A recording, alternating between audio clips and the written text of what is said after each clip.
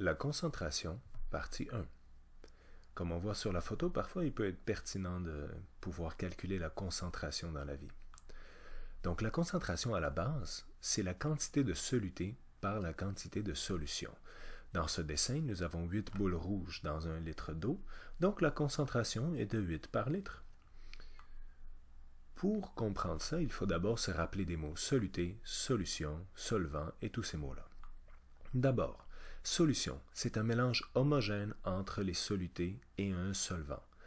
Homogène veut dire qu'on ne voit pas deux phases. Ça ne peut pas être de l'huile et de l'eau, ça ne peut pas être du sable et de l'eau. Ça peut être, par exemple, du sucre et de l'eau, du sel et de l'eau. Donc quelque chose qu'on ne voit plus. Il n'y a pas deux phases séparées. Une boisson gazeuse, ce n'est pas un mélange homogène parce que dès que c'est ouvert, nous voyons des bulles de gaz qui sortent et clairement le gaz et l'eau, la vapeur et l'eau à la limite, ce ne sont pas deux phases pareilles, donc on voit deux phases différentes, ça ne sera pas un mélange homogène, ça sera un mélange hétérogène. Le deuxième mot, soluté, c'est la substance qu'on dissout dans une autre. Solvant, la substance dans laquelle on dissout une autre. Par exemple, le soluté peut être du sucre et le solvant peut être l'eau. Finalement, solubilité, c'est la quantité maximale qui peut être dissoute dans un volume donné. On arrive à un moment donné à une limite. Si on continue à mettre du sucre dans notre thé, nous arrivons à une limite qu'on appelle saturation, et là, tout le sel, ou tout le sucre dans ce cas-ci, va se déposer dans le fond, du moins l'excès. On arrive au maximum de la solubilité. Ainsi, le soluté, ce qu'on dissout, le solvant, dans quoi on dissout, et la solution, c'est le mélange homogène. Si j'ai mis du sable, ce n'est pas un mélange homogène, clairement je vois le sable en bas dans le liquide. La formule pour calculer la concentration est la suivante. C est égal à M sur V. Dans ce cas-ci, on parle de C qui est la concentration et on va la donner en grammes par litre. Le M, c'est la masse du soluté et on va le donner en grammes. Le V, la masse, le volume de la solution et on va la donner en litres. Attention, c'est la solution au complet. Donc nous devons calculer si jamais le volume augmente.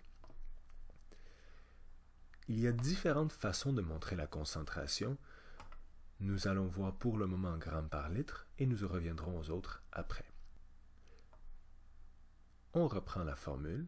Nous avons C, la concentration, ce que nous cherchons, qui est égal à la masse divisée par le volume. En gros, je vais diviser 150 par 3 et je vais obtenir 50 grammes par litre, ce qui me donne la concentration pour le premier exemple. Pour le deuxième, je vous laisse le faire, mais faites attention, ce n'est plus en litres. Vous allez devoir transformer les 750 millilitres en litres.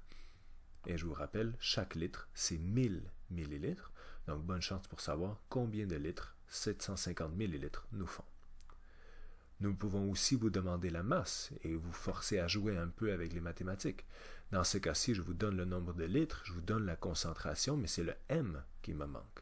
Vous allez devoir remplacer le V dans la formule, remplacer le C dans la formule et trouver le M. Nous avons finalement d'autres exemples. Je vous laisse mettre ça sur pause à votre loisir et les faire.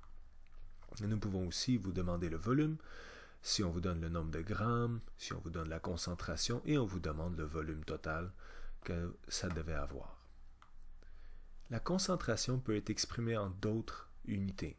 Pour le moment, nous avons vu grammes par litre, mais il y a plusieurs autres unités et nous allons les voir dans la deuxième partie sur la concentration.